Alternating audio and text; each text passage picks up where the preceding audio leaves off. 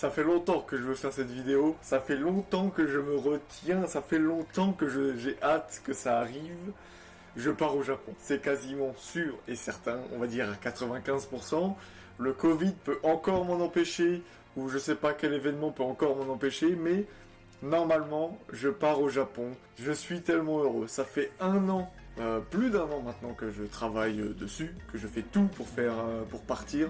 Et le fait de faire cette vidéo, pour moi, ça veut dire, c'est le premier pas de mon départ au Japon. Pour moi, c'est officiel.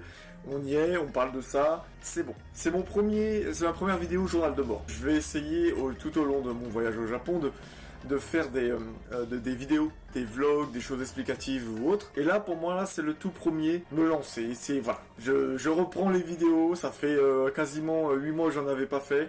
Je suis juste trop content, je suis angoissé de partir au Japon et tout. En tout cas, là, cette vidéo, ça va être plus, je vais vous présenter mes objectifs de pourquoi je vais au Japon et qu'est-ce que j'y attends en fait. Surtout, qu'est-ce que j'y attends. Le premier véritable objectif, vraiment pour moi, c'est de m'amuser. La première chose, c'est je veux rencontrer des gens, je veux découvrir la culture, je veux me dépasser en termes de moi, je suis quelqu'un de plutôt introverti de base, surtout quand il y a des choses que je maîtrise pas, comme la langue japonaise ou des choses comme ça. Donc l'objectif principal de ce voyage, c'est vraiment de m'éclater, de pas avoir de regrets suite à ça en fait. C'est vraiment de me dire, j'aurais essayé, je me serais poussé à... Ce qui est quelque chose de très compliqué quand on est à l'étranger, quand on n'a pas forcément confiance en soi, ou quand même on a juste des peurs ou des craintes. Avant toute chose, c'est la priorité. Moi, le partir au Japon, c'est un rêve depuis des années maintenant. Maintenant que je suis sur le point de réaliser, la première chose qui est essentielle pour moi, c'est vraiment de profiter, de faire des rencontres, de manger des choses que j'ai pas l'habitude de manger, de découvrir des cultures, et pas forcément que japonaises, mais ça peut être super intéressant de rencontrer des gens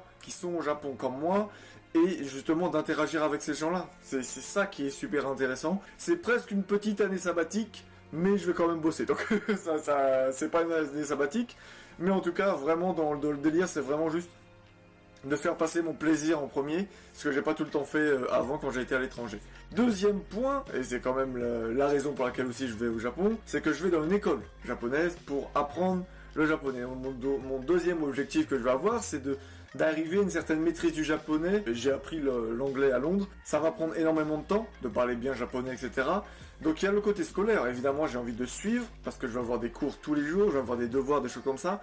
Évidemment, c'est un premier pas. Et là où ça va rejoindre ma première catégorie que je parlais, c'est aussi de progresser en japonais. C'est de parler à des japonais, sachant que tu sais que tu maîtrises pas bien le japonais ou que tu parles quasiment pas. Et c'est le meilleur moyen d'apprendre le japonais et en même temps de kiffer comme je veux. Mais c'est ce qui fait, en tout cas à mes yeux, le plus peur, c'est de parler une langue que je maîtrise pas du tout, la peur de pas se faire comprendre, la peur d'avoir une situation gênante.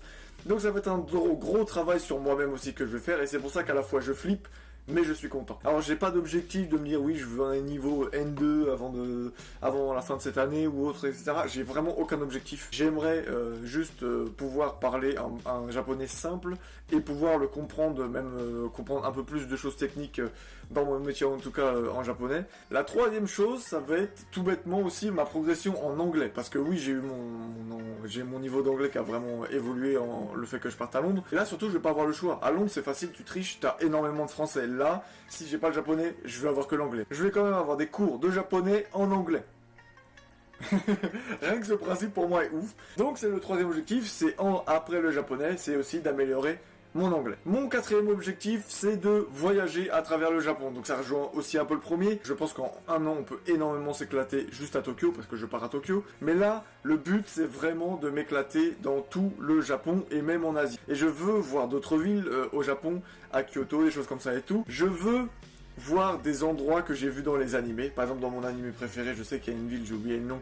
Il y a un spot spécial que je veux voir, donc ça m'obligera à voyager. Donc c'est vraiment lié au premier, mais c'est quand même une chose à part de voyager, parce que je pense qu'à Tokyo, tu peux juste vraiment kiffer pendant un an ta vie à Tokyo. Mais le but là, c'est vraiment de se sortir de sa zone de confort jusqu'au bout, et de pas hésiter à aller dans des villes plus petites, qui dit plus petites, donc moins d'anglais, plus de japonais, donc tout se lie, tout est cheminé de la même manière, j'ai envie de dire. Mon dernier objectif, donc le cinquième, donc c'est 5 grands points, c'est le travail. Alors moi, dans ma vie, je suis dans la restauration, j'aimerais juste un poste de serveur classique, mais vraiment servir en japonais, parce que je pense que professionnellement parlant ça t'apporte énormément de choses, que ce soit professionnellement juste pur, parce que je pense que les services selon les pays ne sont pas les mêmes, mais aussi pour que ça m'apporte quelque chose sur mon CV, le fait de mettre que j'ai travaillé dans un restaurant japonais et que je maîtrise certaines bases de japonais avec des clients. C'est ça qui m'intéresse. Donc tout est lié quand on réfléchit, les 5 choses sont liées, parce que si je pars, si je voyage, ça joint le 1 et le 4, c'est le fait que je voyage et que je veux profiter. Mais en même temps, il y aura moins de personnes qui parlent japonais, donc je vais aussi apprendre plus de japonais, donc ça rejoint le 2. Donc tout ça, ça se rejoint, mais c'est quand même des choses bien distinctes, des objectifs bien distincts. Comme j'ai dit, la priorité, ça reste juste de m'éclater un max. Donc voilà, je vais sûrement faire plus de vidéos par rapport à ça.